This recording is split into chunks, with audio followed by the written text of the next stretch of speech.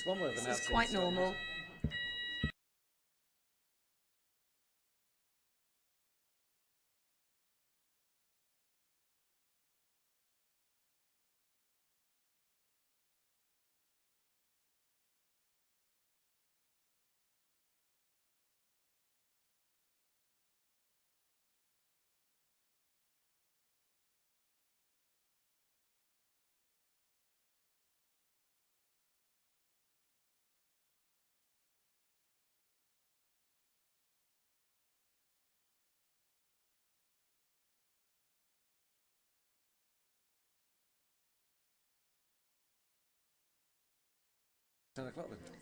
So, it's now 10 o'clock.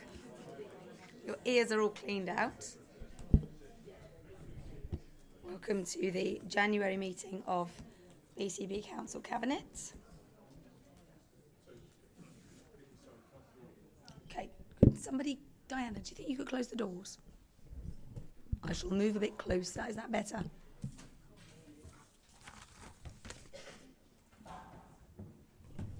Okay. Welcome to the BCP Council Cabinet for January. Obviously, that was a fire alarm test. None of us left the building, but it did get your attention. So we will crack on with the agenda. We have apologies, I believe, from Councillor Andy Hadley, but everybody else is present and correct. I'm going to pass over to Sarah for housekeeping, if you don't mind. Just to say that there are no further planned fire drills this morning, so should the fire alarm sound, please use the exit at the end of the room.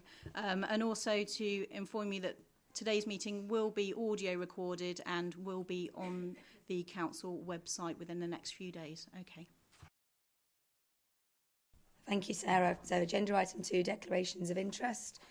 Does anybody have any disclosable pecuniary interests or local interests that they need to declare? No. Okay, moving on then to confirmation of the minutes. Really happy with the minutes as a correct record of the meeting held on the 20th of December 2019. Agreed? Thank you very much. That brings us on to item 4, public issues. So we have one public question and a number of statements. So they have the public question was from... you're standing up already, Sarah. Sarah, would you like to... Sue. Sorry, I'm looking for it here.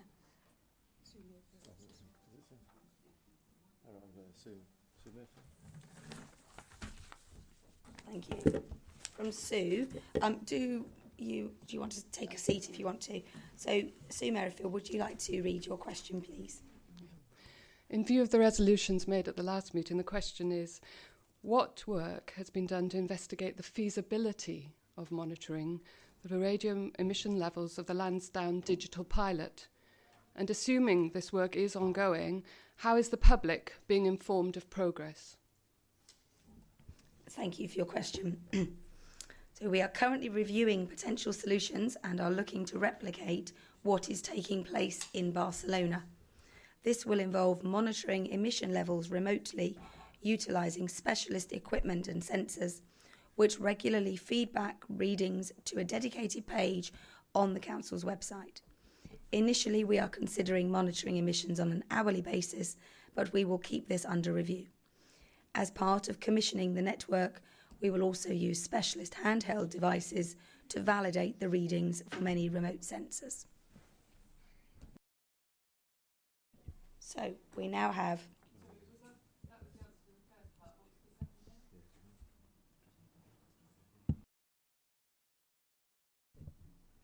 It will be published on our website. That's the BCP website. So that takes us on to our statements. We have a series of public statements. So let's start with the first one. Statement from Christopher Gordon. If you'd like to come up to the microphone. Thank you, sir.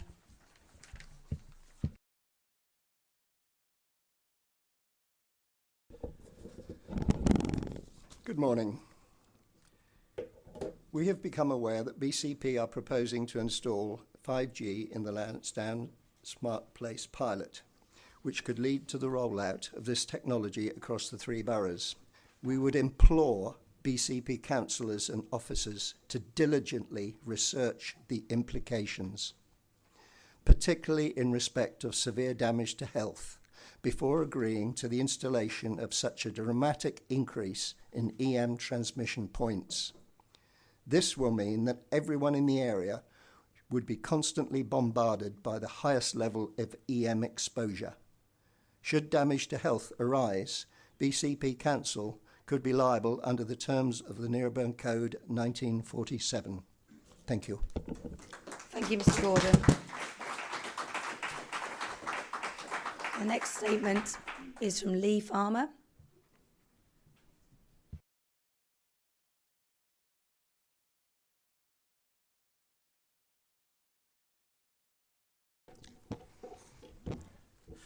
Good morning.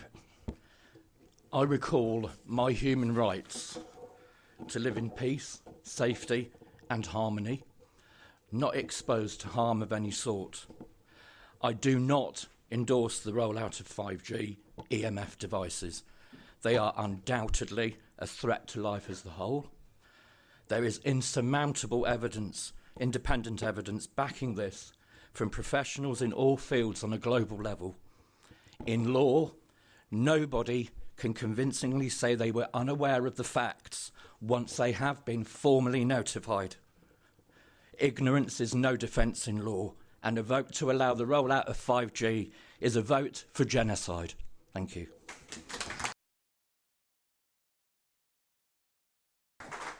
Thank you. We now have a statement from Charles Ross Illingworth, but will be read out by Mr. Nick Greenwood.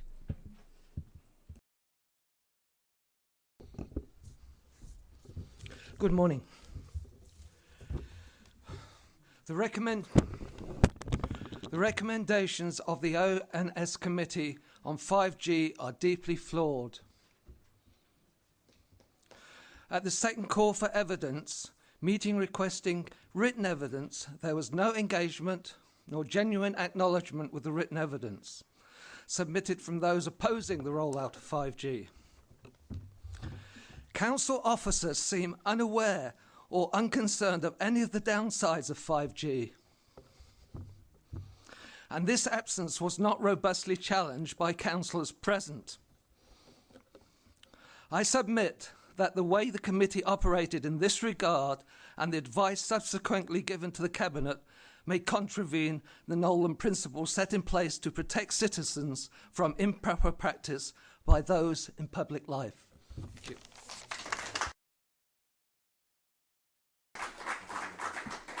Thank you. I'm now going to take a statement from Lorna Markey. Mrs. Markey is unable to attend the meeting and has asked her statement be read out on her behalf by an officer. So I'm going to ask Ms. Coulter to do that. Thank you, Leader. This is a statement from Lorna Markey. I am against 5G smart technology being installed in Dorset and request BCP stop the 5G programme due to the dangers of electromagnetic radiation. To obtain further information, I urge all councillors and officers to read Computer Weekly.com/feature Mobile Phones and Health, Is 5G Being Rolled Out Too Fast? Published April 2019. The risks of 5G far outweigh the benefits. BCP will be liable financially for insurance claims and healthcare due to escalating ill health in the population because of increased radiation. Do you want your families, children, friends, the whole environment exposed to intensive, unprecedented levels of electromagnetic radiation? I, for one, do not. And that's a statement from Lorna Markey. Thank you, Ms. Coulter. So now I have a statement from Jane Prow.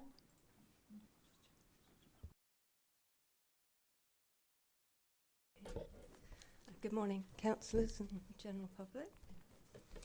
I urge BCP Council to please act responsibly as soon as possible and stop the rollout of 5G in Bournemouth and the initial testbed site at the Lansdowne. There have been no long-term independent studies on the potential health risks on humans or any other living organisms, as there may be a time lag between exposure and the harmful effects, we may suffer as a consequence and could result in massive numbers of humans suffering irreversible, negative neurological, physical and psychological injury. We are leaping from 4G at 2.5 gigahertz to 5G, where frequencies go up to 90 gigahertz. Thank you for listening to my statement. And next we have Emma Johnson.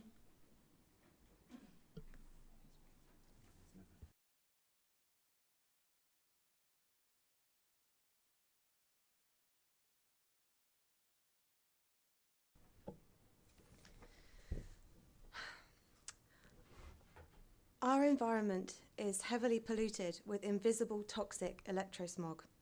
The combined EMFs from our multitude of wireless devices is slowly cooking us. Untested and unregulated 5G technology is an existential threat to all living things. You have the power to stop it here in BCP. 324 Bournemouth East residents voted for me in the general election as an independent candidate campaigning to stop 5G. More than 100 people attended a 5G and EMFs community meeting for BCP. I invited all BCP councillors, a few attended. If any councillor would like more information, I would be happy to meet you to go through the evidence and answer your questions. Thank you. If you would like to stay there, because I believe you are reading a statement from Catherine Jones as well, please. Yes, that's right. Thank you, Emma. Please stop 5G now. We don't want it here. We want to be safe, not to live in fear. That health will come second to internet speed. Will you listen to the people? Will you take heed? To the warnings, concerns that we don't know enough, that insufficient testing has been carried out on this stuff. BCP, we urge you to listen. Other local authorities do. Glastonbury, Frome, Totnes, to name a few. Brighton and Hove more recently too. Follow suit, take a stand, demand more to be shown, that health will come first on our planet called home. Thank you. So moving on, we have a statement from Darren Pidwell, the Muddyford Sandbanks Beach Hut Association, which is going to be read by Sally Harris. If you'd like to come to the microphone, thank you.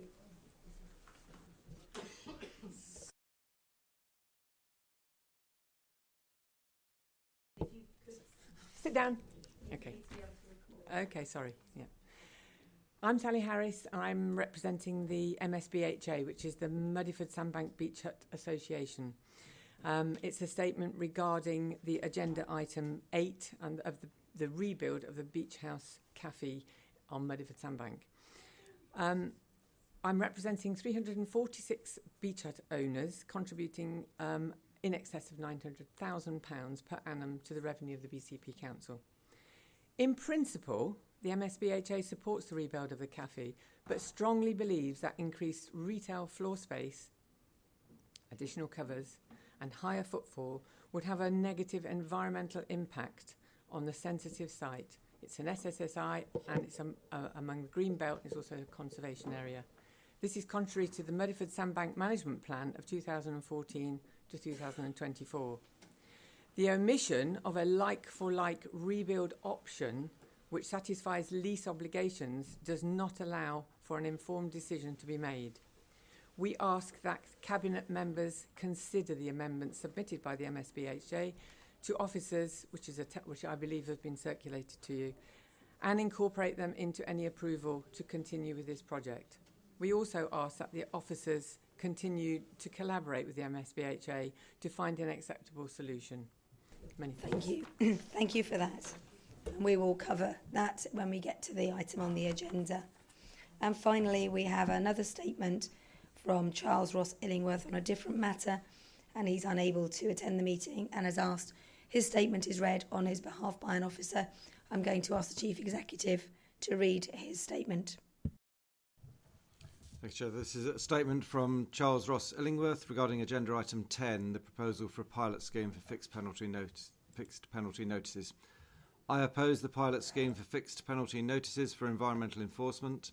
This has been reported on elsewhere in the country and frequently results in the persecution of de minimis infractions by enforcement officials, often on a commission or bonus basis. These officials act as judge and jury and will harass constituents when a reasonable and contextual view should be taken of the infraction. There needs to be a proper appeal system based on proportionality of offence, and this needs to be easy and straightforward for people. There needs to be a reasonable threshold for a substantive offence if this is not to be unjust. Thank you, Chief Executive.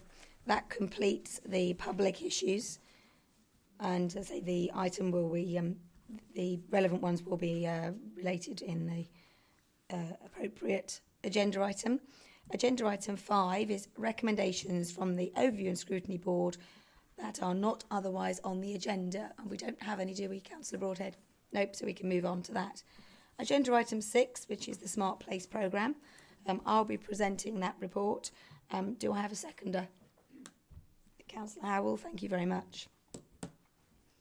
So I will now introduce the item. I can find my notes. So following on from last month's scrutiny and adoption of the Smart Place pilot for the Lansdowne area, I'm pleased to present the full Smart Places programme.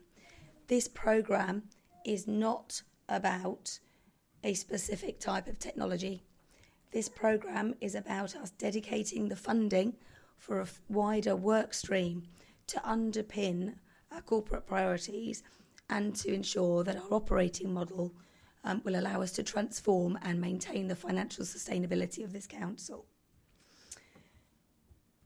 The purpose of this report is to enable us to employ the staff to do the work to create an investment plan to see how a wide range of technology, mobile applications and artificial intelligence might be used over the coming years to support everything that we do in terms of our social responsibility, our environmental work, transport, infrastructure, and of course business development. We are already leading the way on some of this technology, bringing full fibre to Bournemouth, which we hope will be shortly extended to the other parts of the conurbation, and we take the portfolio lead nationally around smart places. We're about to launch a survey among the members of the key cities groups to assess where other members are in terms of digital and to use this to be able to drive the digital agenda across about 30 cities in the country. The development of a full programme will give us leverage to bring new and innovative businesses to Bournemouth and to develop both hardware and software to enhance the lives of people who live, work and visit BCP Council area, and also to protect and enhance the environment. This is not a paper about 5G, and this is not a paper about extending the pilot. The pilot has been approved for a fixed area.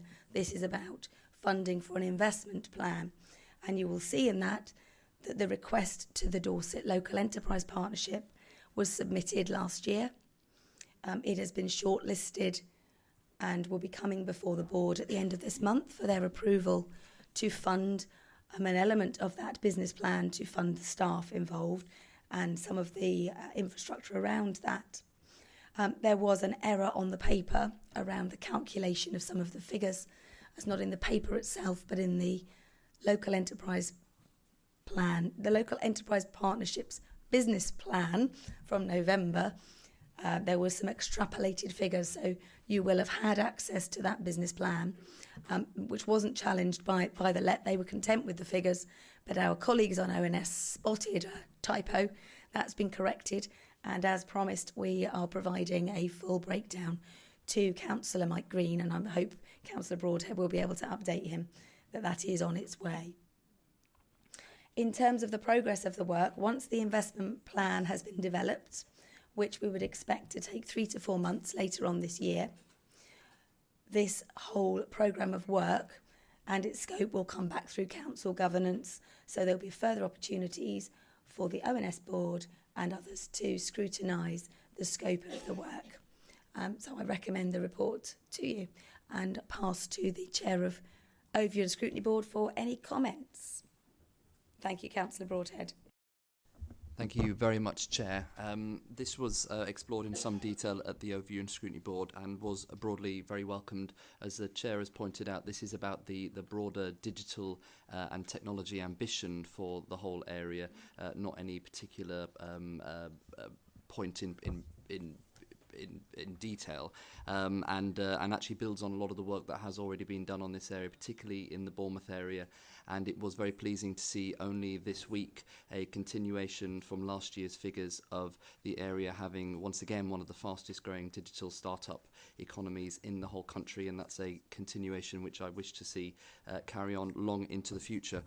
So yes, it is building on work that has already been done. I think there probably is, which the Chair has accepted, some further work to be done on extending this ambition throughout the rest of the conurbation as well. It is a little Bournemouth heavy at the moment, but that is to be expected because it's work that was carried on from the Bournemouth area.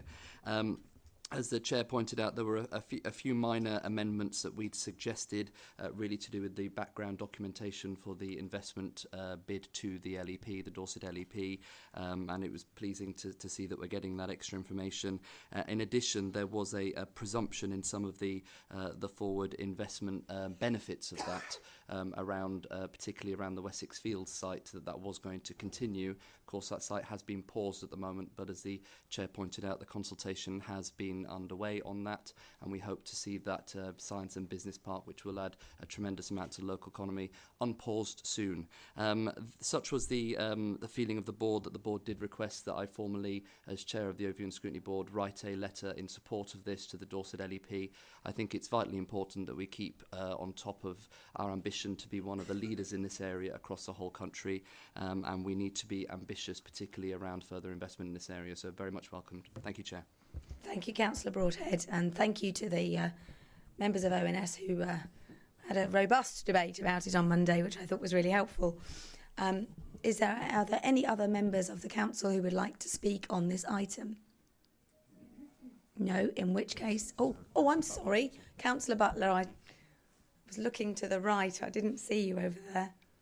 Would you like to find a microphone? Thank you.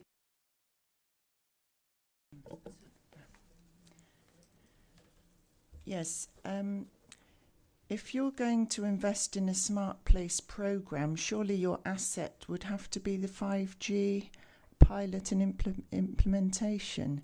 I think a lot of people came here today thinking that's what item 6 was all about, and we very much hope that you will take the opinions of everybody who's spoken.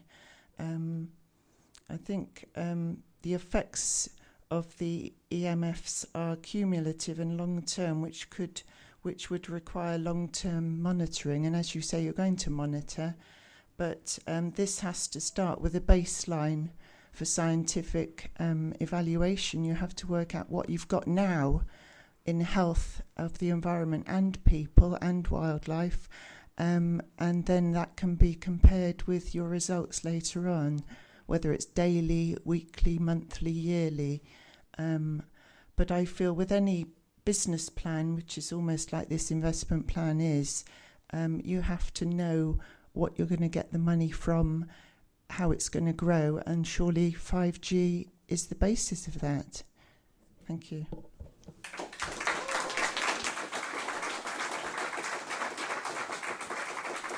Councillor Filer. Yep, absolutely. Of course.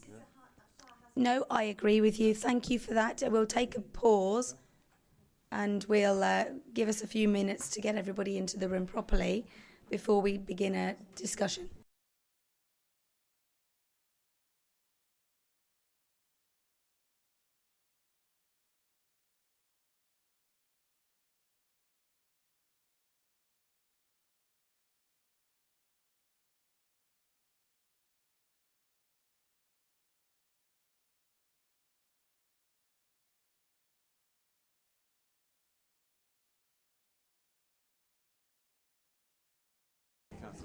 If there were any officers that might be able to come to the back of the room, it might be useful if you can create some space for the public. Thank you.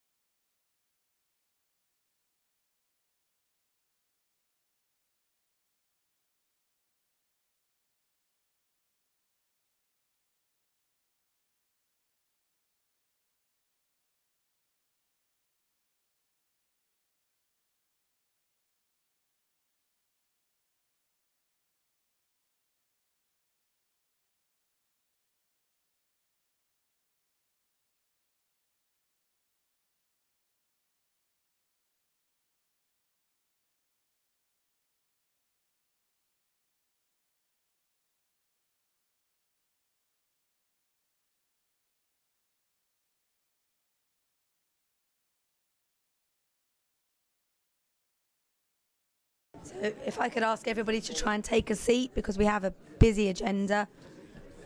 We need to be finished for about 12 o'clock.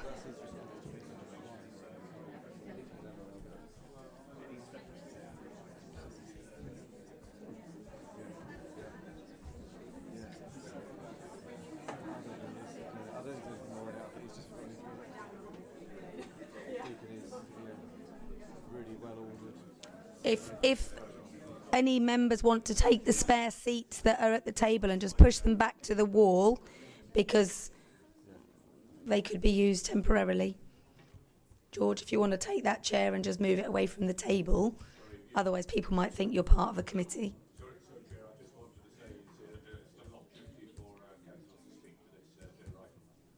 Of course. Does that mean he wants to speak? Okay, are we all in the room? Everyone that wants to be in the room is in the room. Okay, so we've heard from Councillor Butler. We'll take any other councillors wishing to speak on it, and then we will debate. So I'm assuming, Councillor Farquhar, you would like to go next.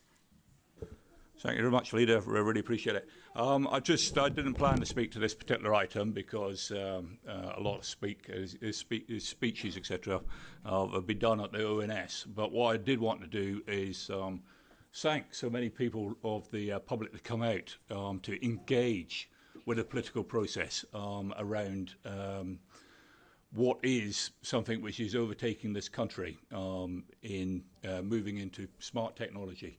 How those technologies are deployed and whether they use this particular flavour or that particular flavour, it is absolutely fantastic, and it's lifted my heart today to see the general public here for the BCP conurbation to come out.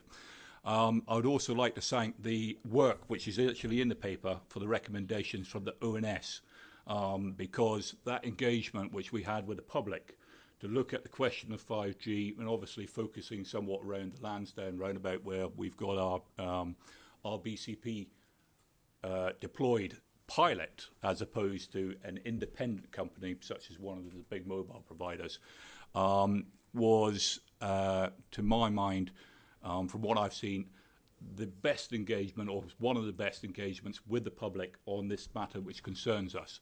So that call for evidence and the recommendations that have come out, particularly for the monitoring and the release of those figures to the general public, so that people can actually have an informed choice as regards what their decision's going to be, as regards whether they're in favour of smart places or 5G or whatever the particular technology is. But I just wanted to share with the cabinet here that my heart is lifted to see such engagement both at the ONS and at the cabinet. So thank you very much. Thank you, Councillor Farquhar. Are there any other members wishing to speak? No, so I'm going to just address something that Councillor Butler said, and then I'm going to hand over to Councillor Dedman. The asset which she talks about of the implementation of 5G, to make clear that in December we approved the pilot, and that pilot will be starting later this year, taking into account the issues that were raised. This is not about that pilot. The officers that will be working on that pilot will be part-time on that pilot, and the rest of their work is around how we engage with a Smart Place programme for the whole conurbation. So I just want to make it really clear that we aren't here to approve or otherwise going forward with the 5G pilot in the Lansdowne. That is already concluded, and I look forward to seeing the website open up, which will clearly show the baseline, because obviously you need a baseline, but that baseline will show us where we are. The staff are ready to start working on the best method to take those readings, and the outputs from that will be seen shortly. This is a totally separate piece of work, and is not dependent upon the other. So, Councillor Dedman. Yes, thank you very much, Chairman. And I'm immediately going to go back to what you said we were not here to talk about. But sorry about that. But I think there is something that I would like to say in my capacity as the health portfolio holder. That I'm sure everybody has looked at their agenda, and I think it was item 29 on number 7. There's a note about overview and scrutiny's call for evidence, which we thank them very much for. In the note, it actually says that the levels of non-ionising radiation from 5G will be within the limits set by the International Commission on Non-Ionising Radiation Protection. Now, whatever qualifications, and I don't doubt that all of you have got very high qualifications in non-ionising radiation. Good. Absolutely. Thank you, Chairman. Sorry, I didn't mean to talk to the assembled public. I want to make it clear that as a councillor, I am content that the scientific expert group of that body are selected on the basis of their outstanding scientific credentials in a discipline relevant, and it's in biology, long lists. Now, the difficulty is, for me, as a councillor, and I will address you on that, I have to take a stand. I am totally in favour of all that you have said in the way of being careful, and I know that all my colleagues, I can speak for everybody, I think, we are all very committed. We wouldn't like anything to happen to this little thing in the front. But say, that's exactly our point. This is why we are committed to getting all the scientific evidence, which despite laughter from the floor and head shaking over there, we have to go with the experts that we have. And you are probably dismissing, well, you don't have to do anything. No, they are. No, I'm not going to Thank you very that. much. I am just saying that those are the experts that we have, and they are very, very good. Thank you, Leslie. I'm sorry, the public have had their opportunity to make their statements. This is a debate amongst the Cabinet about the paper in front of us, which I will repeat is not about a 5G pilot. This is about smart working across many different avenues of our work, which is not to do with the pilot. So, Councillor Howell. Thank you. It's great to see so many people here at this meeting, and it is just unfortunate that the anger and concern that is in this room is in the wrong forum, because it needs to be directed nationally. We have done what we can in this council at the last meeting and gone through a proper process. What I'm concerned about is that, in regard to this specific paper, is that we as a council are doing what we should be doing in order to promote the development of this area economically, and economics will drive the social agenda and environmental agenda as well, in terms of delivering a place that is fit for people to live in the coming years, and will make this a successful place. I think this paper will open up opportunities here for us to do some really significant things, and I'd like particularly to talk about the criticism in the press that has been in recent days from a certain business leader about the council's supposed ineffectiveness in supporting businesses on the high street. The reality is, it's been portrayed that we, and it is again and again, it seems to be embedded in public consciousness, that the council has some control over business rates, and we do not. Business rates are set by national government. We just collect them on behalf of government. Obviously, rents are... Could you bring it back to the Smart Places work? Thank you. Rents are set by landlords, and we don't own much of the property. The point I'm trying to make is that we, as a council, have responsibility to do the things that we have control over to improve people's lives, and the Smart Places agenda is an example as to how we are very seriously looking at how we can keep up with best practice in this area and enable this place to compete with other areas in the country and internationally. Thank you, Councillor Howell. Councillor Rice? Sorry, sir. I'm going to move on to Councillor Rice.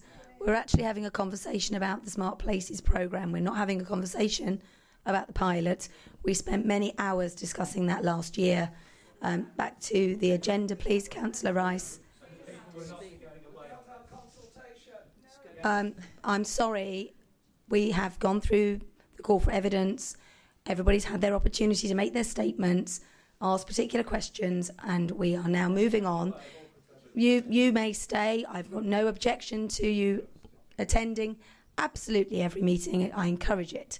But I'd like to talk about the agenda item. Councillor Rice. Thank you. I do appreciate the passion in the room, and I think we can take from this that we really do need to be engaging well with all of you going forwards on this scheme, so that this can continue to be discussed. I just wanted to add that there's a lot of money that potentially is being invested in this scheme.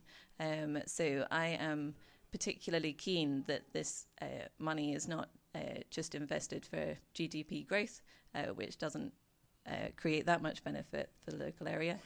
And with that in mind, myself and a senior officer that's leading on this scheme are going up to London to speak to the New Economics Foundation. So I would recommend anybody to look at the New Economics Foundation. Their strapline is about social, economic and environmental justice. And so we are really keen that this project does improve things for local residents and not just create growth for sort of mobile phone companies, for example. But in terms of smart living in smart places, for me, this is about sort of what if we could create a public transport system that means that we no longer have an issue with air pollution, for example. But it's relative.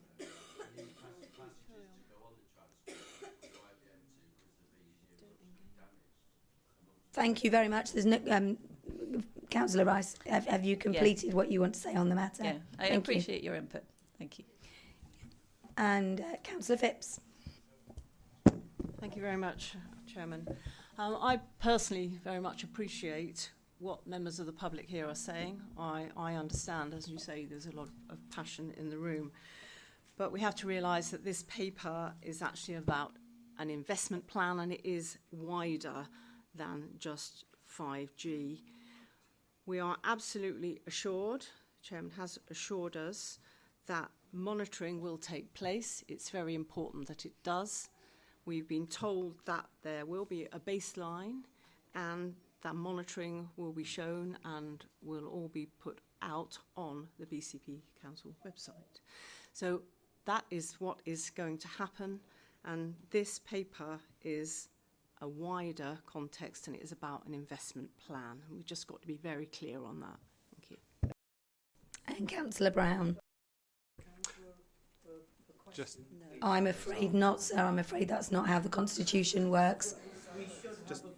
I recognise that, but there is a Constitution that's followed, and there is an opportunity to post questions based upon the reports, and the Constitution doesn't actually allow for that. So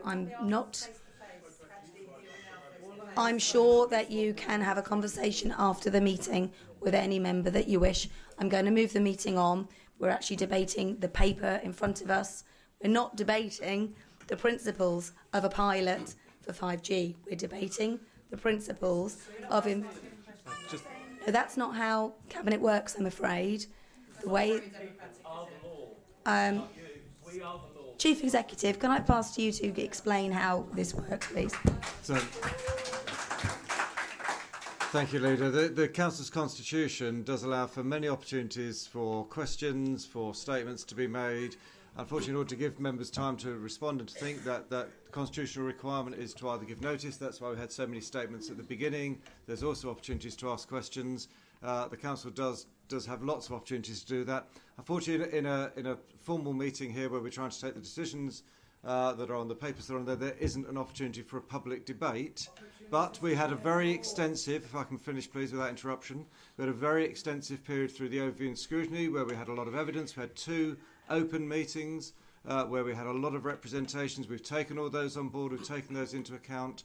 So I think the Council does have, actually for this Council compared to other Councils, it does have a very open process. This particular occasion is not an occasion for public debate. This is an occasion in which the Cabinet members have some papers on which they have to make some decisions. So the Constitution does control that. The Chair has the ability to control the meeting, but I'm afraid we don't have an opportunity to take public questions in open forum at the Cabinet meeting.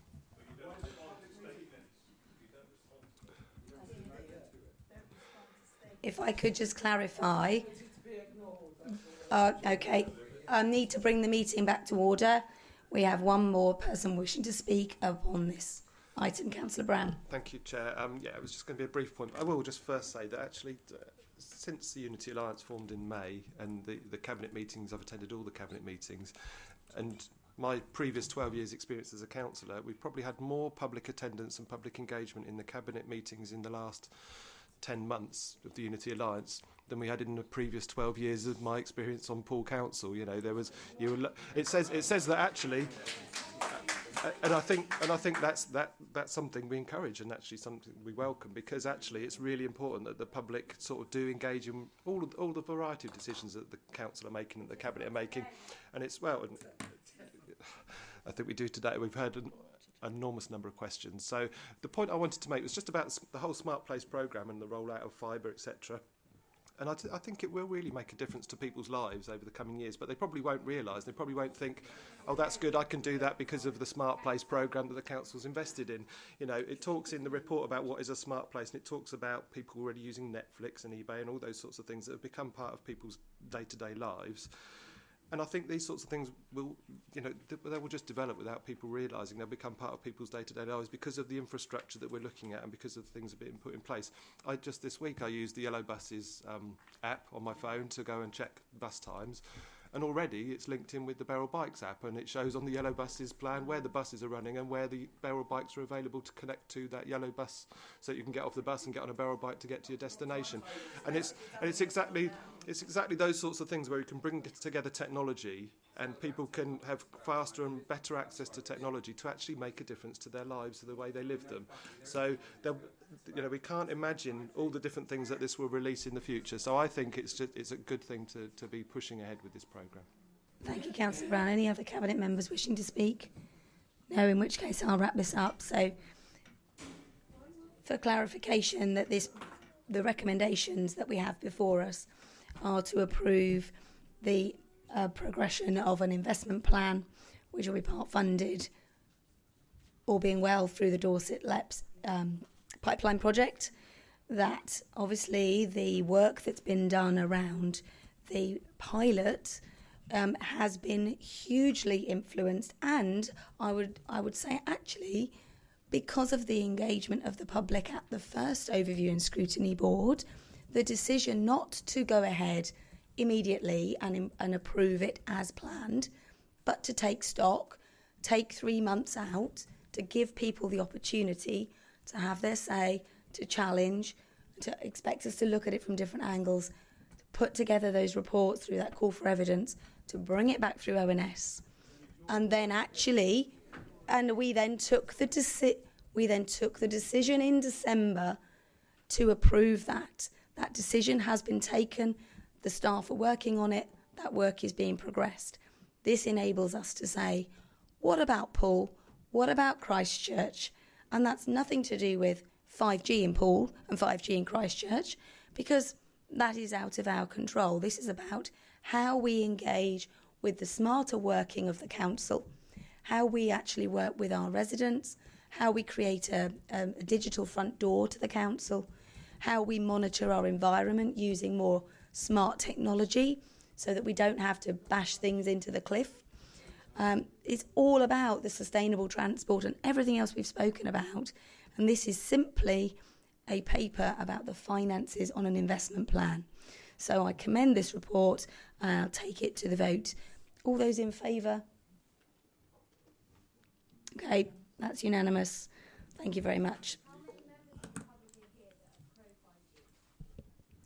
I'm sorry that we have now passed that item. We're going to now move on to agenda item 7. I'm really sorry, madam. Okay, if anybody would like to leave before we move on to the next item, you're very welcome. Otherwise, we're going to move on.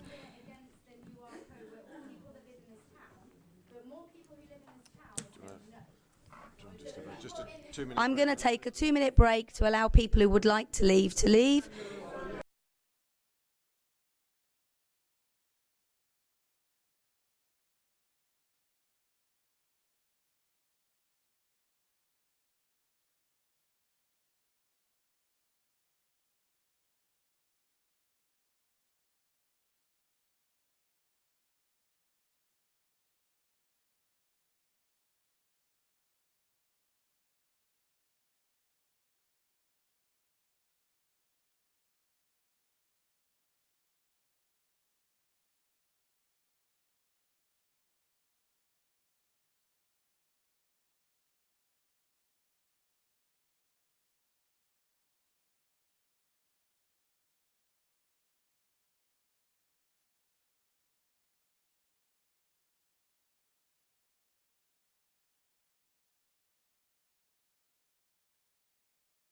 So we need to call the meeting back. So if I could ask members to come back to the table.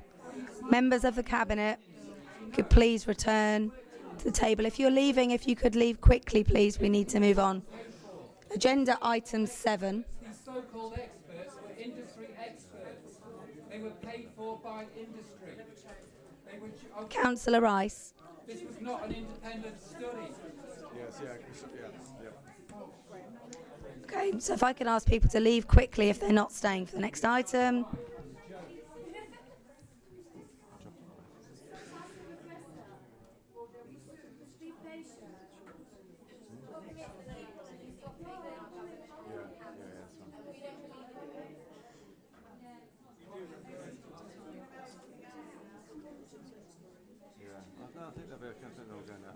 Yep.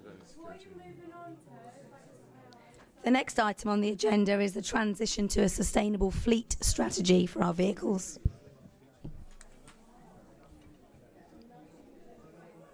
Who's going to second this one?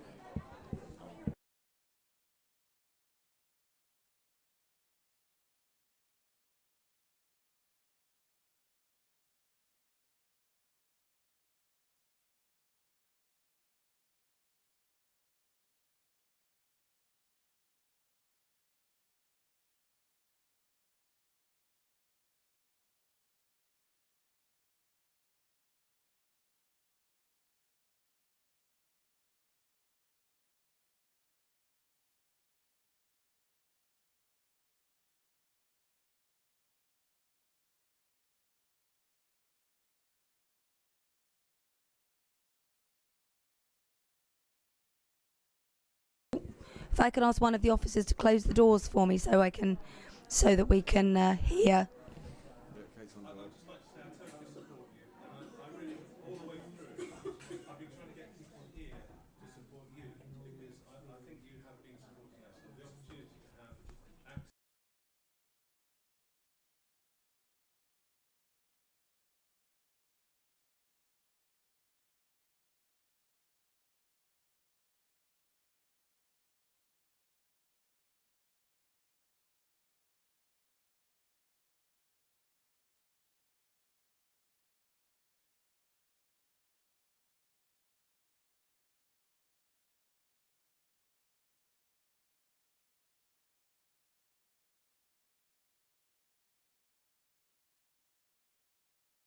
Okay, so we're going to move on to agenda item 7, which is the Sustainable Fleet Strategy, which is going to be presented by Councillor Rice, and I have seconder yes. Councillor Howell. So if I hand over to Councillor Rice. Shall we carry on or wait for the door to close because it's quite noisy? Just carry on. Okay, so yes, the transition to a sustainable fleet strategy, it really has two parts to it. So we've already had £9.8 million allocated to the large amount of fleet vehicles that we have to keep going in order to do day-to-day activities of the council, such as refuse vehicles and parks vehicles. And so this very much is just recommending that we continue to spend the remaining amount of that money. So 5.8 million has already been spent, and it's about continuing to spend the other 4 million. And it is also the acknowledgement that we have, since that amount was originally declared, we have declared a climate emergency. Councillor Rice, can I ask you to speak up a little bit? I think it's quite difficult. Might need to put it closer. Thank you. Sorry. I think I'm catching what you've got. Yes, and so the need to come up with a sustainable fleet strategy going on over the next 10 years, which is in keeping with our carbon neutral aim of being carbon neutral by 2030.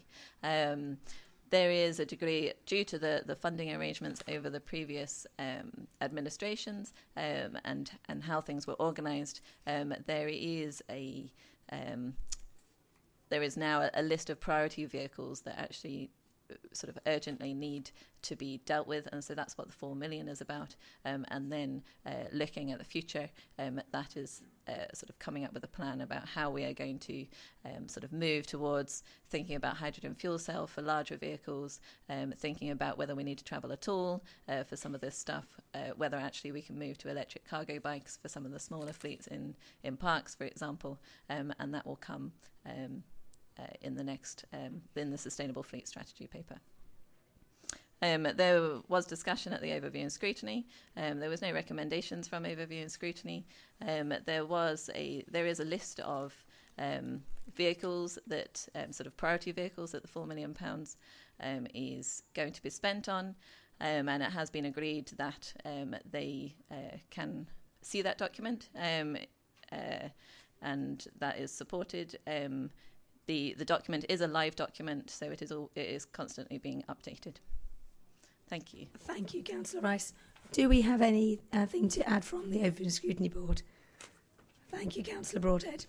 Thank you very much, Chair. A couple of points. As the Cabinet Member has pointed out, there are two parts to this paper. The first is a recognition that in the long term we'll need to develop a long-term sustainable fleet strategy.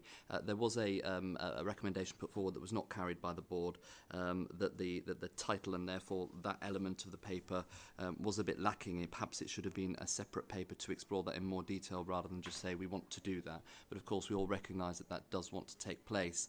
The quantum of the discussion at the Overview and Scrutiny Board, which was very well discussed, looked at actually more about the detail of this and indeed papers in general. As we've explored before, the job of Overview and Scrutiny and indeed of Cabinet is to look at the risk and rationale behind decision making and to make sure that that decision making is clear and accountable. If we actually unpick the main aim of this paper, that what it's trying to address the very real immediate need for some high priority vehicles to be acquired by the authority. And indeed within the actual Cabinet paper itself, the aim of the paper is to authorise the spend of £4 million on that critical part of the fleet. A number of places throughout the report it refers to items that are not included in the report, paragraph 2.2, and indeed at the end of the report itself it talks about background papers, one of which is a priority replacement programme schedule, which is not included in the report. And the ONS board did feel extremely strongly that if you are committing millions of public money to items and looking for approval for that, and indeed looking for the Overview and Scrutiny Board's support, that actually having the detail behind that within the paper, when it's referred to in the paper, is always a first start. There was some further, to be brutal, criticism that the Cabinet member did not seem to know the information behind that as well, which again we would expect to be crucial within that. And of course we had some very excellent performances of Overview and Scrutiny Board from other Cabinet members, so there was a plea in future to make sure that Cabinet members, when they are talking to the papers, know the detail behind what the papers are about, particularly when we're talking about large amounts of public money. But as the Cabinet member alluded to, this is critical fleet parts of the fleet that need to be addressed, so the board was approving of the need to fulfil that aim. However, it makes the board's job very difficult to look at risk when we are asked to approve £4 million of public money and have no detail about where that's spent. Thank you very much. Thank you for your thoughts there. Are there any other members of the Council who would like to speak on this item? Councillor Bartlett.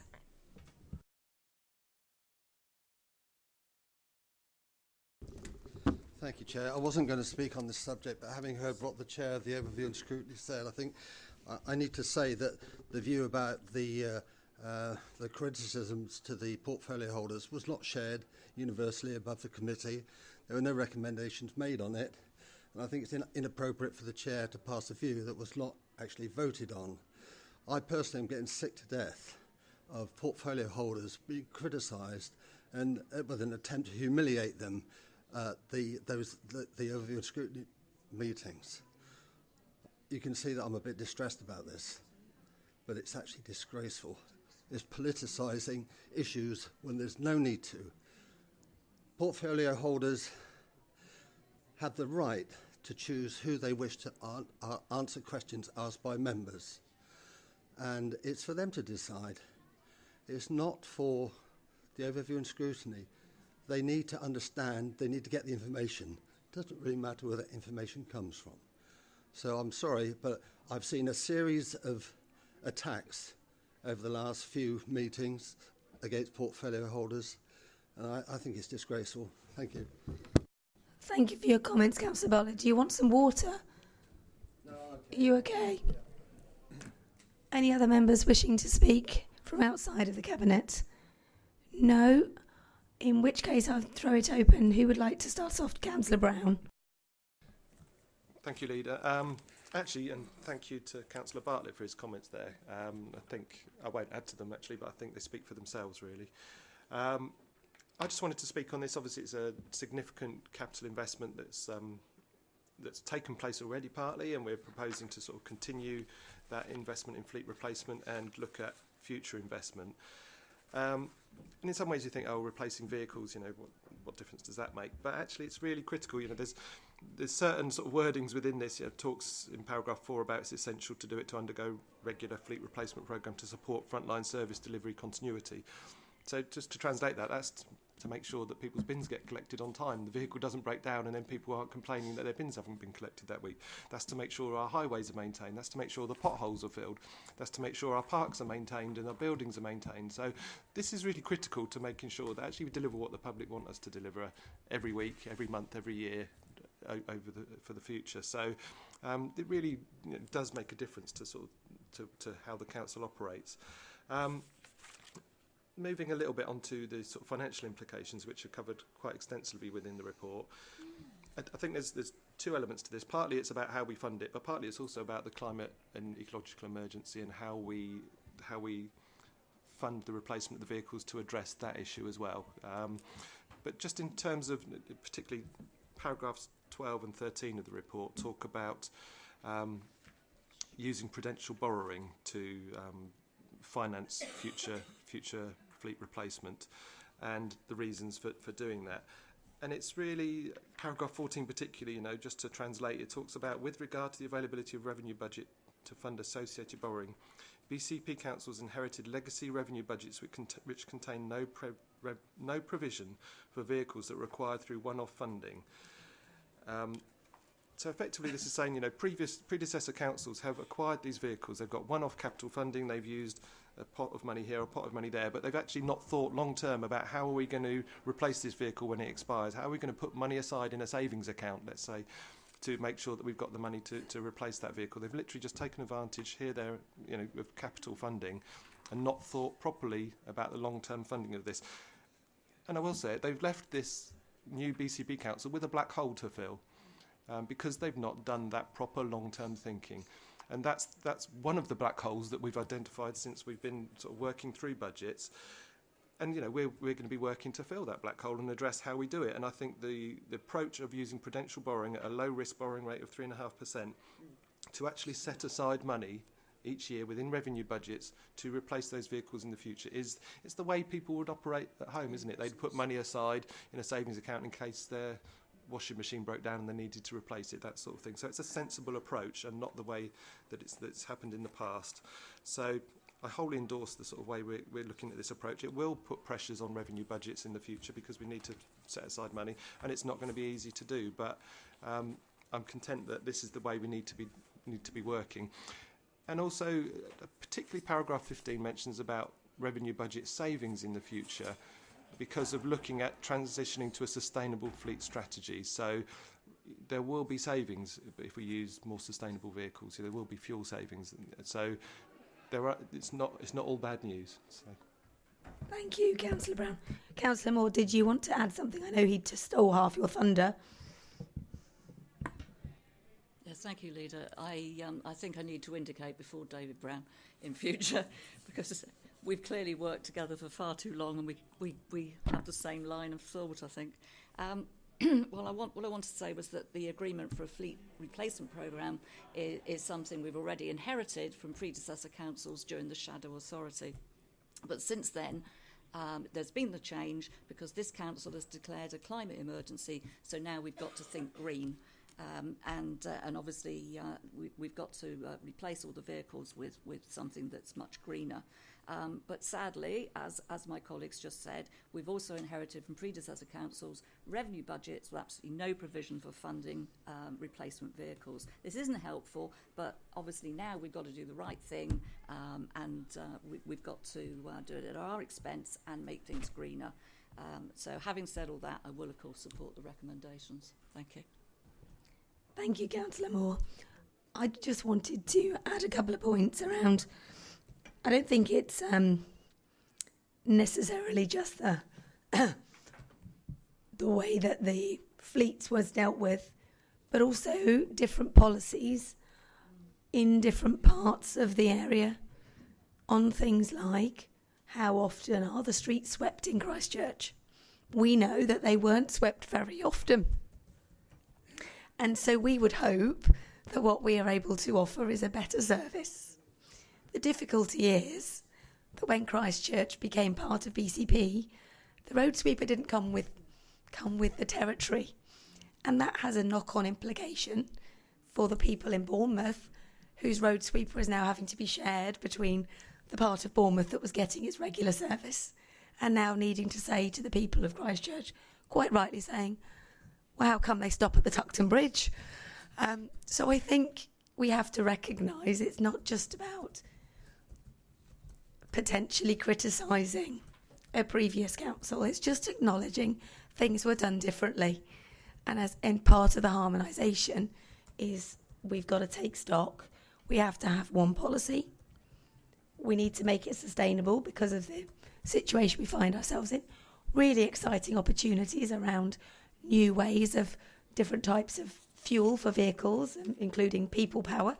But, you know, let's grasp this. And I think it's fair to recognise that perhaps we could have... there could have been some more papers provided a little earlier that would have been helpful. But I think fundamentally the principles are right, and I'm happy to support it. So does anyone else want to speak before I hand back to Councillor Rice to sum up? No, Councillor Rice. Yeah, I was just going to add that we are now the 12th largest unitary authority in the UK, and with all of the local authorities declaring climate emergency and the government declaring a climate emergency, it is very exciting the fact that we have a very large fleet that is now in-house, that we can make great strides towards making it sustainable going forwards as well. So thank you very much, and thank you. Okay, so we go to the vote. All those in favour of the recommendations? That's unanimous. Thank you very much. We move on to agenda item 8, Beach House Cafe rebuild in Muddyford. And I believe that Councillor Allison will present this report and Councillor Debman will be seconding. Is that correct? Okay, over to you, Councillor Allison. Thank you very much, Leader. So this report sets out approval for a rebuild of the Beach House Cafe on Muddyford Sandbanks.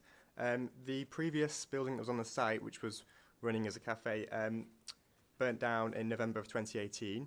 And following that, the insurance for the building was held by previous Christchurch District Council, which then passed on to BCP upon its formation, which gave us the legal requirement to replace that building within 2 years.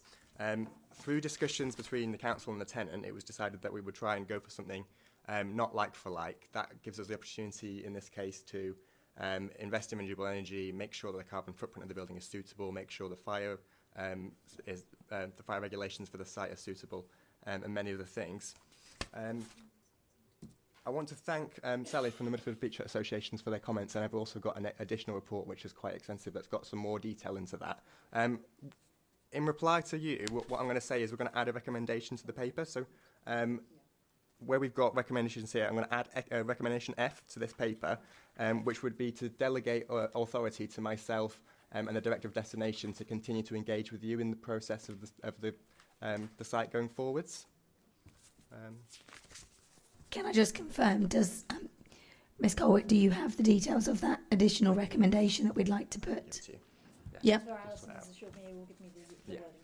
Okay. So that's an additional recommendation around delegating and making sure that we engage further. Correct. Okay. Yes. Would anybody else like to speak on this item?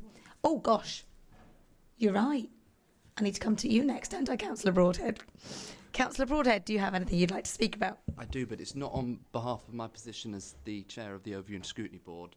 It's I probably have a declaration of interest. I spend an unhealthy amount of money at this this facility because it's a fantastic venue, which is a great part of both our natural environment and also I would argue the tourist offering that we have on offer as well. I'd wanted to start by actually congratulating both the council and the current tenants' response to the tragic fire that took place. And actually, I don't know how many cabinet members have been there since the fire, but actually they've managed to. Yeah, I go there a bit too much. They have managed to to not only rise from the ashes, is terrible, isn't it? But actually make the most of the opportunity, and actually having the containers there and a lot more of an open atmosphere meant that during the course of the summer, at regular intervals, the place was absolutely packed. And I had a number of comments from visitors, friends and colleagues saying about how unique they found the experience and actually how it encouraged them to go there even more.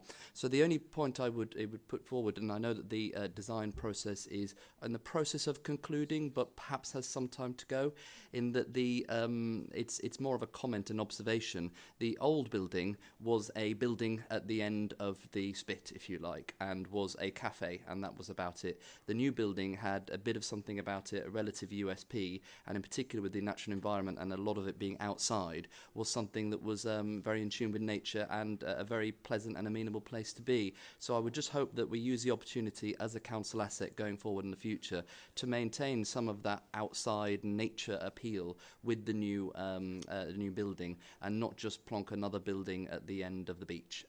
We have an opportunity here, and I'd urge you to consider using that opportunity wisely. Thank you very much. Thank you, Councillor Broadhead. Do I have any other members of the council who'd like to speak on it? No? No? In which case I'll go to members of the Cabinet. Anyone wishing to... Councillor Dedman. Yes, thank you, Chairman. Yes, I'm quite happy to second it with that additional recommendation, which, had it not been put, I would have put myself, to continue to engage with the MSBHA, who I've obviously had a lot to do with in a previous council remit. I notice on the report that there's a little bit about backlash from adjacent hut owners against perceived council reluctance to invest in the area. I'm very wary of that, because I think what we don't want to do is make it so wonderful that Philip is there all the time.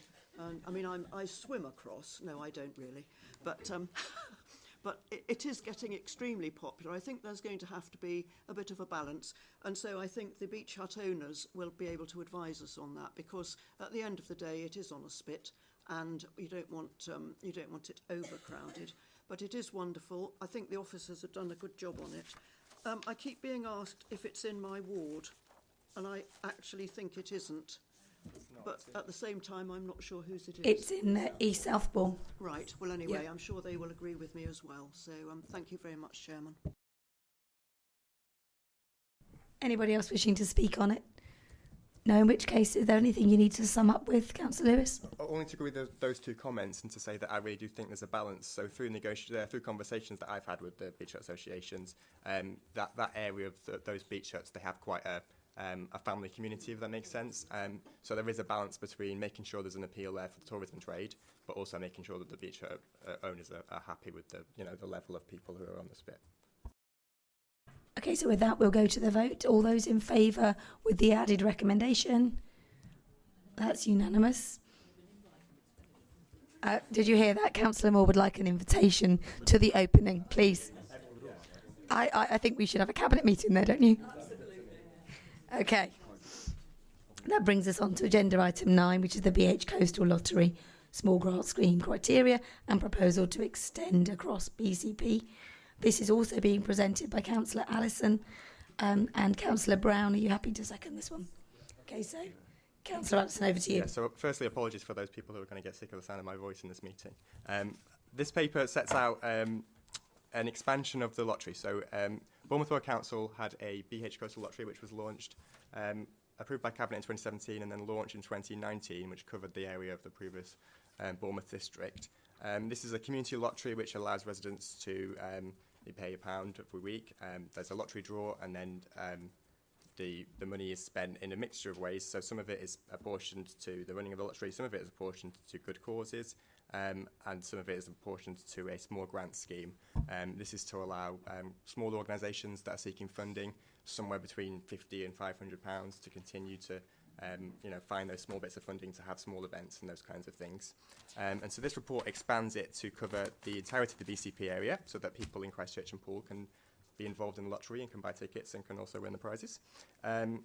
This is a fantastic scheme. The small grant scheme, as I say, is fantastic. It means that we've got the ability as a council to make sure that lots of small organisations are continuing to get funding and continue to run meetings. The expectations of the lottery in the first year, we were expecting that we would have 830 players in Bournemouth with the first year of the scheme. We're actually not even at the end of that first year, and we're already on 1,490 players.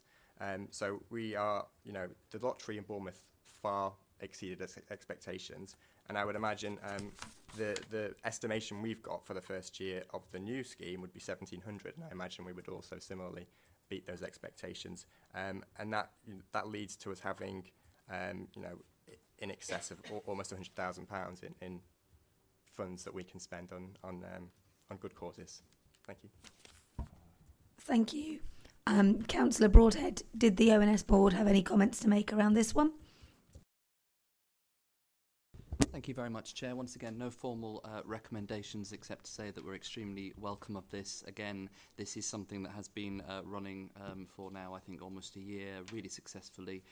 We have Councillor Jane Kelly here, who was very vital in instigating this, who may wish to say a few words, but I'd concur with the Cabinet member that the ability this has to not only engage with the community, but also engage with some of the smaller charities as well, I think is really vital. And of course, it makes perfect practical sense to extend it to the wider conurbation area. So pleased to see it performing above expectations, pleased to see it extended, and hopefully let's raise as much extra money for charity as possible. Thank you.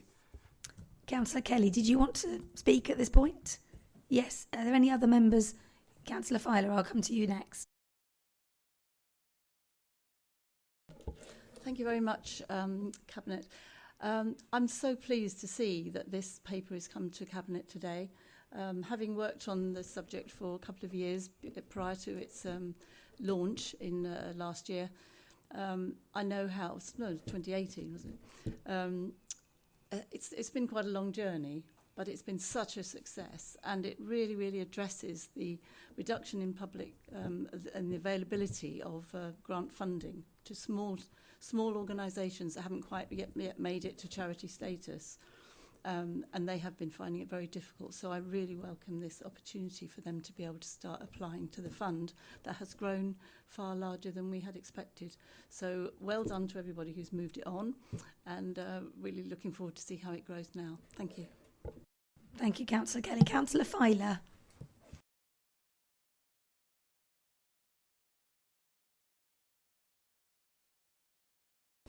Well, thank you, Chairman, and I really would have liked to have spoken before Councillor Kelly, but don't worry, she said it, but it really was her baby, and there were quite a few people on the council at that time who were a little bit doubtful about its success. It's a tremendous success, and it gives the opportunity for so many people to apply for small grants and to benefit from this, and I'm really delighted that it's going to be expanded.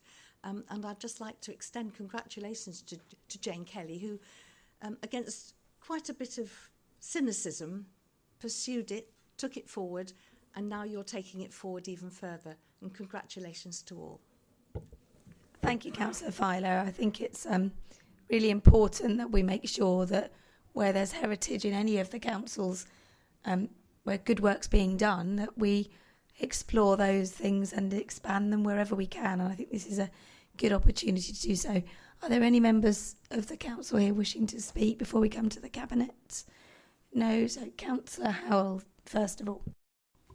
I'd just like to say that playing lotteries is not my go-to means of cheering myself up. That is normally Ben and Jerry's chocolate fudge brownie, for the record. But on the one time a year I do weaken and buy a lottery ticket, it would be good to be able to buy one that supports local causes in Poole, and I look forward to the expansion of it through the whole conurbation. So. Councillor Moore. Yes, thank you, Leader. Well, yeah, I don't normally buy lottery tickets either, but only because I never win anything, because I'm just not lucky. But fortunately, my husband is, so, we have this arrangement between us. I buy the tickets in his name, so it works out better. But seriously, I was attracted to this scheme because it supports local charities and operates a small grant scheme. And I know that there will be some church organisations in my ward, for example, that won't be able to participate because they don't actually support any form of gambling. But otherwise, I think the majority of my community groups in my ward will actually welcome this scheme, and I'm really happy to support it. Thank you. Councillor Wilson.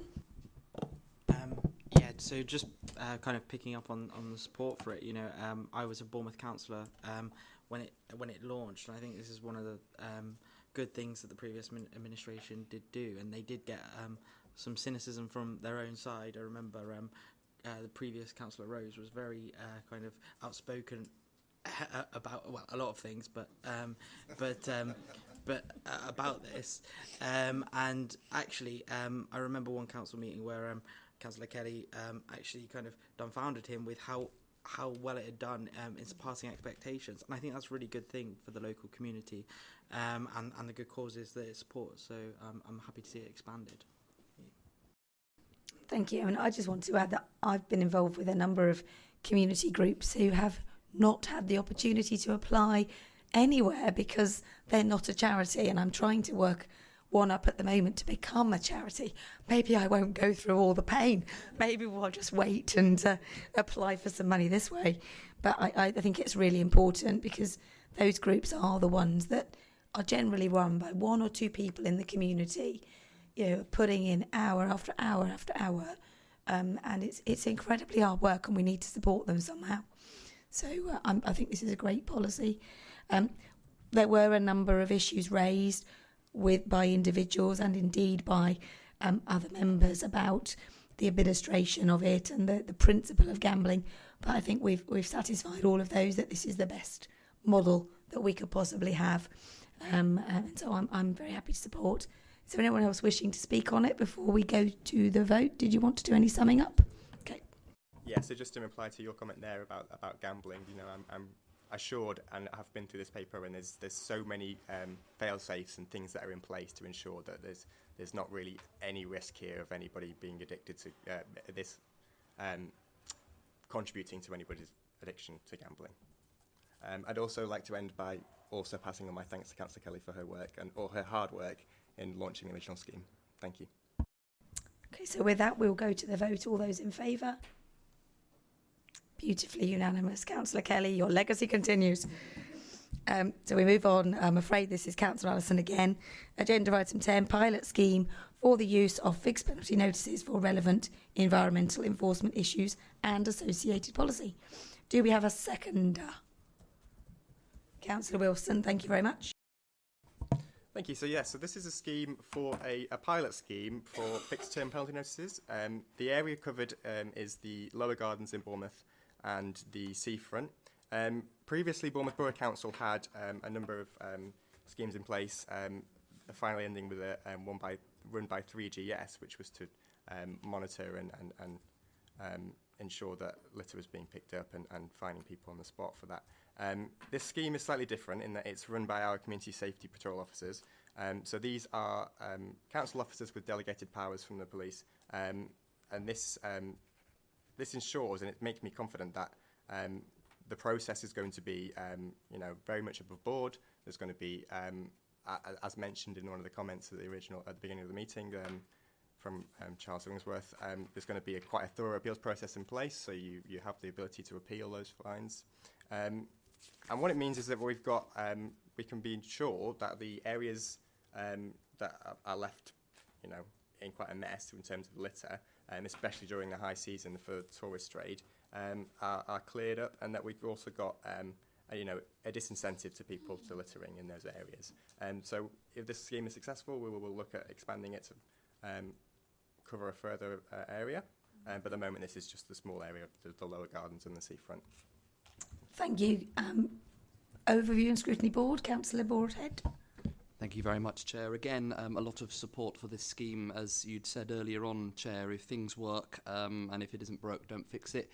There was a CSAS approach in Bournemouth that ended in January this year, and whilst there were some criticisms of aspects of it, I think there was no real doubt that it did address a lot of the issue, particularly around rubbish and littering and all of those things. I think it's also safe to say when you speak to businesses in the local area and the business improvement districts that since then the situation's got markedly worse. So it is something that needs addressing. We need to make sure that we do it, and I think the board was very supportive of this. We've seen it in action before. I think doing it it in-house with officers is an absolutely fine approach so long as it works. And of course, the benefit of having a pilot is that you can keep on top and see how it develops in the future. And again, you know, as the paper makes very clear, this is a small targeted area. We have this issue over the whole conurbation, and I do hope we use this opportunity, if it works, to look at extending these powers. These are powers that are available to us. It's not punitive. It is something which is very much looking at and addressing issues and bad behaviour, essentially. So if they're available to us, why not use it? So hopefully this addresses an issue that is getting worse, and let's keep on top of it and hopefully expand it in the future. Thank you, Chair. Thank you. Councillor Filer.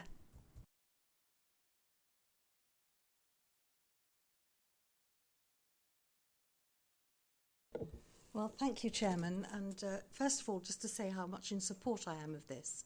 I think that we heard a question or a statement from someone earlier on who seemed to imply that it would reduce our freedoms. But actually, the freedom of most of us and visitors and people who live here and use the town centre to enjoy a clean environment is paramount. And you know, if you don't want to have your freedom hampered in any way, don't drop litter. It's quite simple. You know, this is within. We're not imposing something on people that they can't manage. They can manage it perfectly well. I represent Eastcliff, which borders the town centre. I don't think there's a town centre councillor here. Lots of my residents come down into the town, and they're all at residents' meetings. They're all very surprised that there isn't any effective enforcement. There hasn't really been anything effective for a while. There were a few high-profile cases where someone had dropped a cigarette button and immediately had a fine stuck on them. But actually, it should be part of our cultural responsibility not to do that stuff. We've got plenty of bins around the place. And visitors particularly, and a remark on how surprisingly untidy the town centre is in Bournemouth. And when we go abroad, we notice, even in quite poor countries, how absolutely tidy they are. So I don't think we should be afraid, and I commend the Cabinet for putting this on, and I don't think we should be afraid of using that enforcement.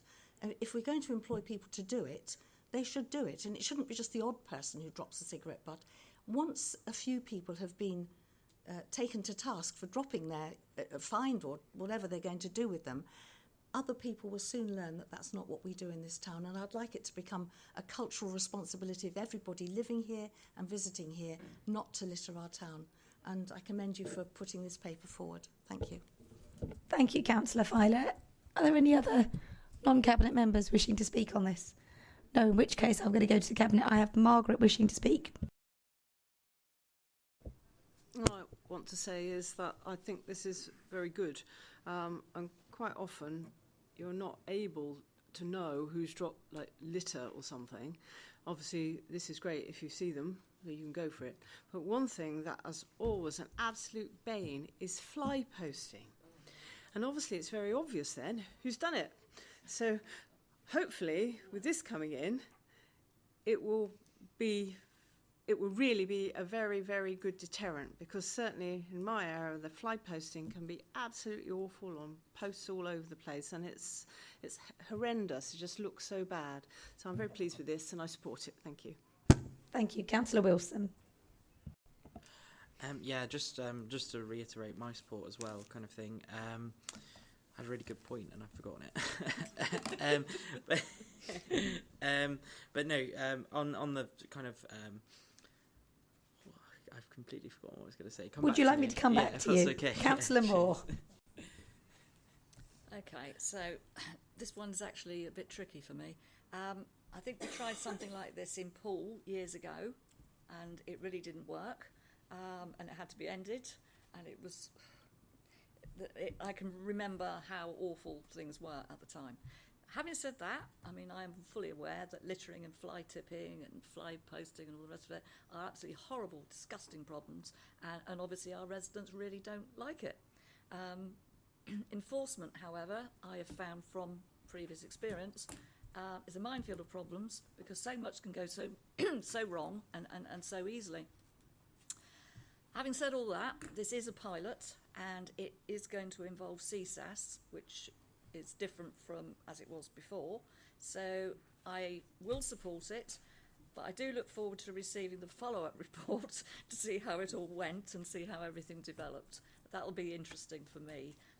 But the principle I support. It's just that from experience it was terrible. So I'm hoping that now we can do it better. Thank you.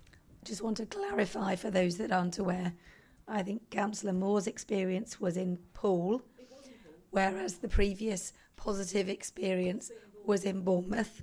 So it's not... yeah, I just wanted it to be clear that we weren't having differing opinions on the same thing, that we were two totally different... That's... yeah, no, for the purposes of others. Councillor Howell. Yeah, I would echo Councillor Moore's statement there, really. I wonder whether sometimes we just don't put enough into kind of the equivalent of public service broadcast and just in encouraging people and alerting them to the fact that they shouldn't be dropping litter. I mean, we kind of all know we shouldn't do that, but I think it's proved in the past when these things were much more in your face that actually they did work, and I think that we don't seem to push that communication element so much these days as a society. So I think that if there's something we can do there, that would be good. I think I'd also say that in terms of the fly posting, obviously we shouldn't be encouraging fly posting, but there is, I think, still a physical need in our communities and to actually enable people to communicate and say what's on. And often there aren't the facilities and notice boards available to do that. And it's something that I've always said, well, I've said a lot in relation to Poole Town Centre. We have some rubbishy old notice boards that are about that big, that nobody ever puts anything in, because the council, I think, is the only body that has a key to it, and the council doesn't bother to put anything in them. So I think it would be beneficial, especially for small organisations that want to get information out there, to go back to the principle of having some public notice boards. Councillor Dedman. Thank you, Chairman. Yes, I'm obviously in favour of it. I'm particularly interested in, no, not particularly interested in, but the bit about dog fouling, having got 2 dogs of my own. We've had a problem over in Christchurch, and in Christchurch we don't have any litter. Sorry about that. We're wonderful. Sorry, but no, we do have. It's a sort of semi-problem in that the particular bins for dog thing, I don't know what one calls it in public, dog poo, a lot of them have been taken away, and we now are told to use the bin. And I think a lot of people don't realise that. So going back to Councillor Howell's point, I think there's a lot of education needed in that. No, you do not hang your bag on a twig. It's awful. And so I'm really in favour of that being pursued more strenuously, and the education. It's absolutely awful that people sit in their cars in the car park at Avon Beach, and clearly not Christchurch people. They're incomers, and they chuck stuff out. And there's a bin just behind them and 2 massive wheelie bins. And I just think, you really don't want to go up and tackle people, but I think if we have somebody there, that would be brilliant. I know you're starting in Bournemouth, but bring it to Christchurch.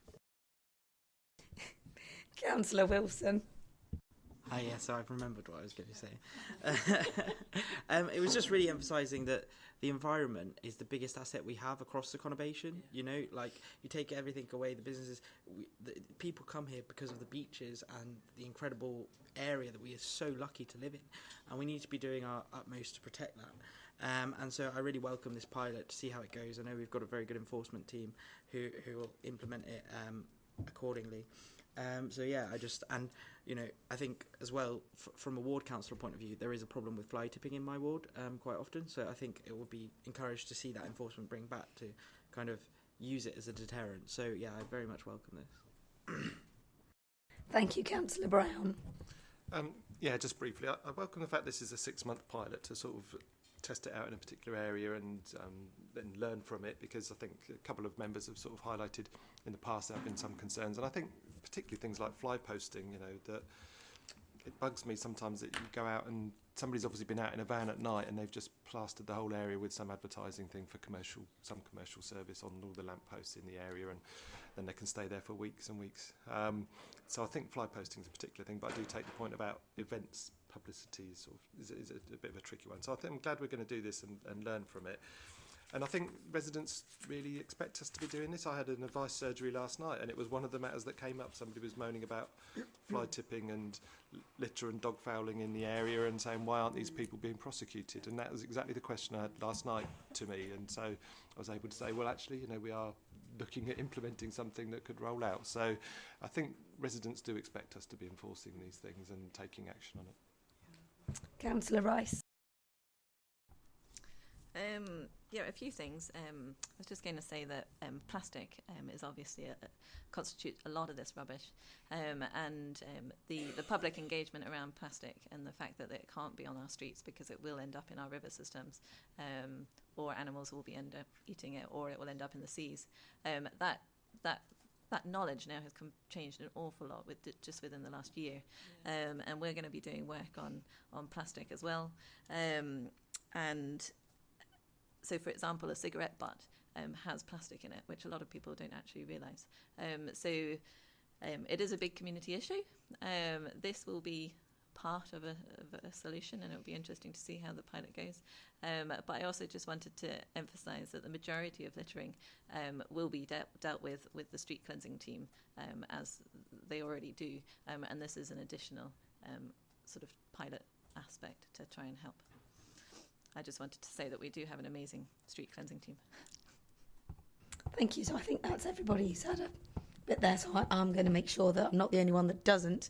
I just want to reference the brilliant Leave Only Footprints campaign that we already have, that actually we're looking to try and expand on. Sorry, that was in your sum up, wasn't it? I'm taking it from you, because I think actually one of the ideas that came from a resident to me was, let's take a photo of these places at their worst. And then let's put that out there and go, would you want to come to a beach like this? We have to live with this, you know, to actually shame people into going, oh, God, it looks beautiful when I turn up, but our people have to deal with that first thing in the morning. And also, you're going to hate me for this one as well, I think we need to recognise the additional work and the additional infrastructure that's been provided by the Dorset Devils, because I think they're doing a lot to support the existing officer base that we've got. And there are lots of volunteer groups that are doing stuff. And it must be pretty depressing for them if they're going and doing all that work. And then we're like, well, we can't prosecute that. I know, yeah, we saw it. We can't do anything. So this, I think, allows us to give them the support that they need and the motivation to carry on the good things that they're doing in the community. So I just want to say that. So I'll hand back to you for a quick sum up, and then we'll take a vote. Just to thank everyone there for the contributions. I mean, there's, of course, as you mentioned, the Leave Only Footprints campaign is a major part of what we've been doing, the work we've been doing in the past to try and discourage people from littering. But there's always going to be people who do it regardless, and this acts as an extra incentive to stop them happening. I'd also like to add that dog waste bins was one of my campaign promises during the election campaign, and it's a big priority for me to get them back in place in a lot of places. So. Okay, so we will go to the vote. All those in favour? That's unanimous. Thank you very much. Agenda item 11. This is your last one, the review of leisure centre management, presented by Lewis Allison. Do we have a seconder, please? Councillor Wilson. Off you go. Thank you very much. So this is a report to seek approval to undertake a review of our arrangements for our public leisure centres. So the previous 3 councils all had different schemes, had different terms, had different companies running our leisure centres. And so this is for us to go out and to review all of those leisure centres, review all of the contracts, and try and find a way forwards that means that this service is harmonised across the conurbation. And to ensure that everybody's got, you know, equal access to the services, to the leisure services that they need or want. Thank you very much. Any comments? No, nothing from the Overview and Scrutiny Board. any of our members, Councillor Hilliard, would you like to come up?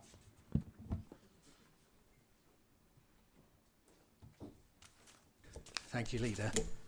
Yeah, I'm really encouraged that this report is being undertaken. Just a little bit of background, obviously the focus is on the Two Rivers Meet Centre at Christchurch. Hopefully your data, when you look at the tasks of a review about risk profile, one of the risks, and it was always highlighted by the centre manager and residents, is the cost of parking. So you pay for your admission, your monthly or annual ticket to the centre, and then you pay parking over on top of that. Now, I know Dolphin Centre also has parking, but it's near a town, so there's probably people who use Dolphin to go into town. I think predominantly people who use the Two Rivers Meet car park are there to use the sports centre, and for them to have that extra charge makes a lot of people make that decision, oh, I'd rather go to Two Rivers, Littledown, because it might be on their journey. So it's something to bear in mind, the cost of parking. Thank you. Thank you. Any other members of the council wishing to speak on this item? No, in which case, do we have any members wishing to speak on this? Oh, Councillor Dedman. Yes, thank you, Chairman. Only really to echo what the ward councillor said in the parking in that, and I know that a lot of people do go on foot, by bus or by bike, but some people take a little group of children in, and that does entail really one getting into one's car, as I know from my own grandchildren. So yes, the parking might be an issue, but in general I really welcome the whole review. Thank you. Anybody else wishing to say? Oh, Councillor Brown. Yeah, just very quickly, I welcome this actually, because I think it's something that should be able to bring out efficiencies, and we've got a lot of different options there, the way to go forward, so it's important that we do review it. And just on the side of car parking, I mean, in my part of North Pool, actually, our nearest leisure centre is actually Pelham's in Bournemouth, and I go there fairly frequently, and now get my barrel bike there because there's a big barrel bike parking bay there. So as we roll out the barrel bike scheme to Christchurch, hopefully we can look at a big bay for barrel bikes at Two Rivers Meet, and then people can avoid the car parking charges and be much healthier. Well, we do. Thank you. Okay, so, Councillor Rice.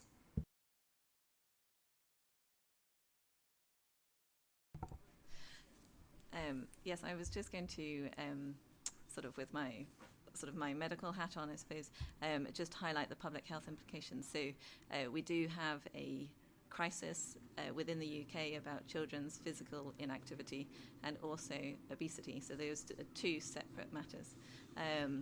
And access to being able to be healthy and have a healthy lifestyle for kids and for parents and for grandparents is absolutely essential. So I fully welcome this and see sort of sport and leisure as a major sort of attraction for our area. Look forward to this. Thank you. So if nobody else wishes to speak on this, we are okay to go straight to the vote? Yep. So all those in favour? Okay, unanimous. Brings us on to agenda item 12, Council Tax Base 2021, be presented by Councillor David Brown. Do I have a seconder? Councillor Allison. Okay. Thank you, Leader. Members who have been members for some time will recognise this sort of tax-based report, which is produced each year.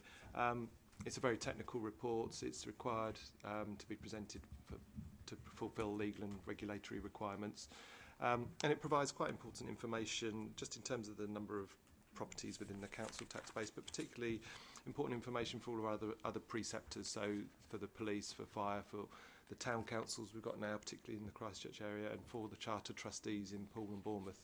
There's sort of important information within there so that they can set their correct precepts. The medium-term financial plan sets a sort of target, sort of budget of or expectation of a 0.5% increase in the council tax base each year. Within this, the actual figures then for next year, it works out at a 0.86% average increase in the council tax base, and that's made up of a 1.83% increase in Poole, but then in Bournemouth and Christchurch the changes are below 0.5%. So on average it comes out at 0.86%, with the larger proportion of council tax base increase being in pool for various reasons. In the appendices, Appendix D, it does refer to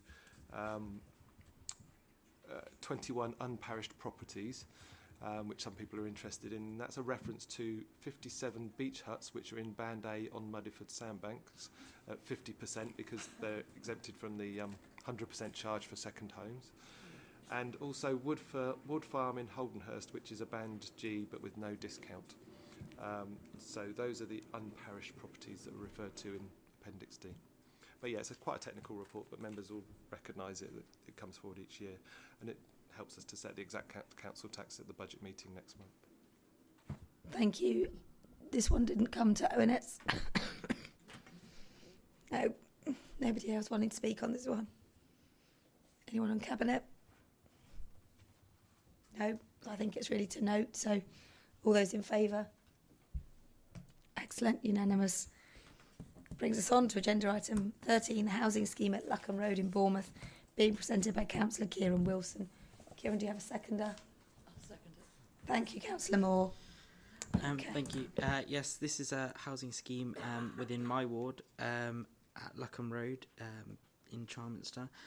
Currently there is 10 homes, 2 3-bedroom houses and 8 2-bed flats, and they're going to be replaced by 9 homes, 3 3-bedroom houses, 2 2-bedroom flats and 4 1-bedroom flats. I think this is a really good scheme. Although we are having a loss of a home, it's about improving the quality and improving the standards, which I think is something that I want to do as portfolio holder. And also that one loss of a home is also due to the planning framework. The previous homes were built in the 50s and the 60s, where the planning conditions and the planning requirements were different. So that's had an effect as we knock down these ones and rebuild them. And we are going to be building them to pacifist standards, which is really important, I think, in our sustainability agenda. And although they're going to be at affordable rent, by having them at pacifist standards, we're going to be reducing fuel bills for tenants, which is really key. It's another way of helping the burden that people currently face. So yeah, I want to put forward the recommendations as laid out in the paper, and that's all I have to say really on it. Yeah. Do we have anything from Overview and Scrutiny Board on this one? Are there any other councillors wishing to speak on this one? No, in which case I go to Cabinet. I had a question, actually, Councillor Wilson, that is probably a silly question, but I'm going to ask it. Are there people currently living in these homes that are being rehoused and coming back, or are these properties currently empty? So yeah, we are in the process of decanting them, and there is currently just one tenant awaiting a new home, and we are in the process of finding that home. So, and will they be given first refusal to come back, or are they being permanently rehoused somewhere else for these to then go to the housing register to be applied to the housing register? Just so I understand it. Yeah, so my understanding is they're going to be resettled into their kind of permanent homes, and then these will go onto the housing register. Yeah. And I must say as well, they seem to be very happy with their new homing arrangements, because the previous ones were not, and that's why we're doing it. So. So is there anyone else wanting to speak on this one, or are we content? Oh, Councillor Wright. Can I just clarify before we do that if you wish to discuss appendices 1 to 3, then we'll need to go into exempt session. Okay. So if you are planning to do that, you need to let me know. It was just to enthuse about the fact that we're having some passive house buildings built. So this is excellent. Thank you. Thank you. I think it's a really good start. So anybody else wishing to speak? No, in which case, go to the vote. All those in favour? It's unanimous. Thank you very much. So that brings us on to agenda item 14, Cabinet Forward Plan, which, as you know, is now posted online for access to there, and we're regularly reviewing that, which formally needs to be presented and seconded. So I'll present it. Councillor Howell, are you happy to second? Yeah. Councillor Howell to second. So if everyone's content, the forward plan is as it should be. Just one final point to advise Cabinet of a change of location for the 12th of February, which will now be held in Poole. And can I apologise to everybody for the struggle of my voice? I know I sound rather different, but was determined to get through it. So, old Councillor Debon. Can I say, Chairman, on that topic, well done for having got through this so well. Thank you.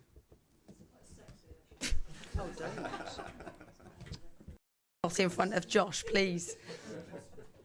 Okay, so if there's nothing further, then I'll close the meeting at 11:50. Thank you very much.